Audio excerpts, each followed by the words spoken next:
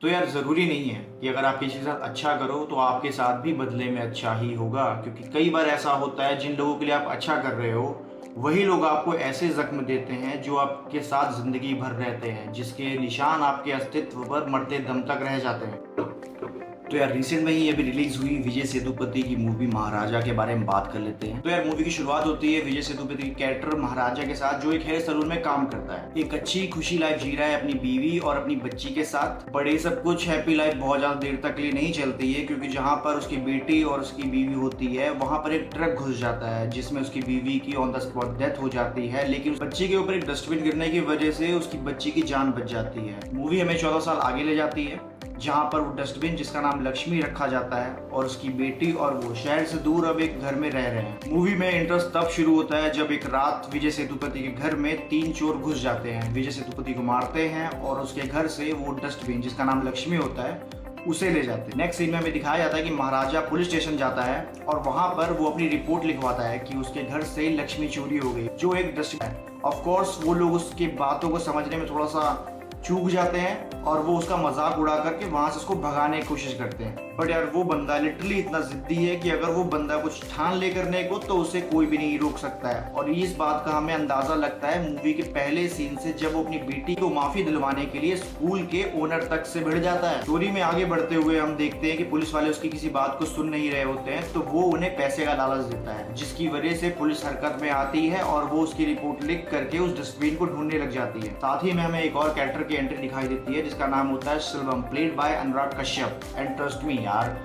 भाई बंदे की एक्टिंग स्किल उसके डायरेक्टिंग स्किल से भी मुझे लगता है ज्यादा ऊपर है, बिकॉज वो बंदा अपना दिल खोल कर रख देता है मूवी के एंड में, और वो जब आप मूवी देखोगे तब आप समझ जाओगे। सिल्वम में और महाराजा में एक चीज बहुत ही कॉमन होती है कि वो अपनी बेटी के लिए किसी भी हद तक जाने के लिए तैयार होते हैं बिना कुछ सोचे समझे। सिल्वम एक चोर होता है, बेसिकली वो अपने फ्रेंड्स के साथ मिल करके कई घरों को लूटता है और उनको मार भी देता है। यहाँ तक पहुंचने के बाद आपको ऐसा लगेगा कि यही वो बंदा है जिसने इसकी बाल्टी को भी चुराया होगा, और अगले सीन में हमें वो बाल्टी दिखाई भी जाती है, लेकिन मूवी का ट्विस्ट ही वही है। जैसे जैसे मूवी आगे बढ़ती है ये अपनी स्टोरी को अनफोल्ड करना शुरू करती है और आपको समझ में आता है कि चीजें बिल्कुल भी वैसी नहीं है जैसा आप सोच रहे हो। अगर आप मूवी थोड़ा सा भी ध्यान से देखोगे माइट भी पॉसिबल आप इस बात को समझ पाओगे। लेकिन मैं अपनी बात करूं तो मैं मूवी में इतना ज्यादा खो गया था कि मुझे सच में छोटी छोटी डिटेल्स भी समझ में नहीं आ रही थी। मैं मूवी में इस तरह डूब गया था, क्योंकि वाकई में मूवी अपना काम करती है, ऑडियंस को अपने साथ बांधे रखना, इमोशनली उनको बहा ले जाना अपने साथ। वाकई मूवी बहुत अच्छे से काम करती है। पुलिस वाले डस्टबिन ढूंढ रहे होते हैं लेकिन उन्हें वो डस्टबिन नहीं मिलता है। महाराजा ने पुलिस वालों को एक अच्छा खासा अमाउंट ऑफर कर रखा होता है उस डस्टबिन को ढूंढने के लिए। जब पुलिस वालों को डस्टबिन नहीं मिलता है तो वो थोड़ा सा दिमाग लगाते हैं और वो सोचते हैं कि हम एक पुराना डस्टबिन लेकर के महाराजा को दे देते हैं, ये कह करके कि ये वही डस्टबिन है जो तुम ढूंढ रहे थे। ये सभी चीजें तब हो रही होती हैं जब उसकी बेटी घर पे नहीं होती है, वो स्कूल ट्रिप के साथ एक हफ्ते के लिए बाहर गई होती है। इन सब चीजों के बीच में मूवी एक ट्विस्ट लेती है और आपको दोबारा उसी रात पे ले जाती है जहां पर उसके घर में चोरी हुई होती है।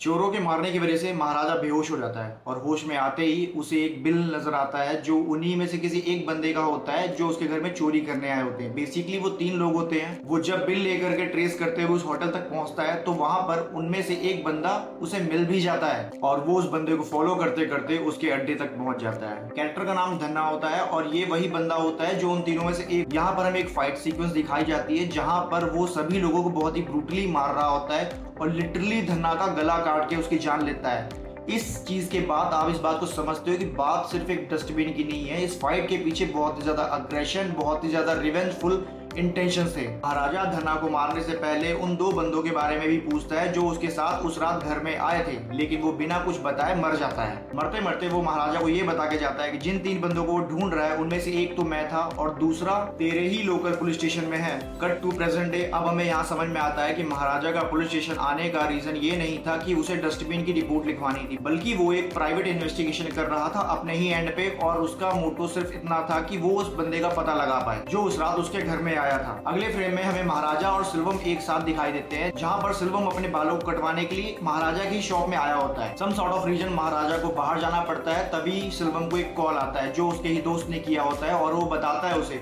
कि शायद पेपर में हमारे बारे में न्यूज छपी हुई है, और वो ये सारी बातें एक दूसरे से फोन पे कर रहे होते हैं। शॉप में कोई नहीं होता है, ये सोच करके सेल्वम खुल के बातें कर रहा होता है, लेकिन जैसे ही वो पीछे पलटता है वो देखता है कि महाराजा उसके पीछे खड़ा है, और वो इस डाउट में उस शॉप से निकलता है कि शायद महाराजा ने सारी बातें सुन ली है कि ये मर्डर्स, ये चोरी, सारी चीजें उसी ने की है। वो डरते डरते अपने घर पहुंचता है, वहां पर उसकी बेटी की बर्थडे की पार्टी चल रही होती है। सेल्वम अपने घर आता है और अपने दोस्त को फोन लगा घर बुलाता है और उससे बात करता है कि शायद उस बार्बर ने हमारी सारी बातें सुन ली है, शायद वो पुलिस वालों को भी बता देगा और पुलिस आती ही होगी। सारा डिस्कशन वो कर रहे होते हैं, तभी उसका दोस्त कहता है कि हम महाराजा को मार देते हैं और सारा किस्सा खत्म हो जाएगा। लेकिन महाराजा किसी काम से सेल्वम के घर आ रहा होता है, तभी कोइंसिडेंस ये होता है कि ठीक उसके पीछे किसी तरह से पुलिस भी पहुंच जाती है और वो सेल्वम को पकड़ लेती है और उसके दोस्त को मार भी देती है, और इन सब चीजों का वो जिम्मेदार समझता है महाराजा को। हालांकि महाराजा को इन सब चीजों का कोई अंदाजा नहीं होता है, उसने कोई बातें भी नहीं सुनी होती सेल्वम की, लेकिन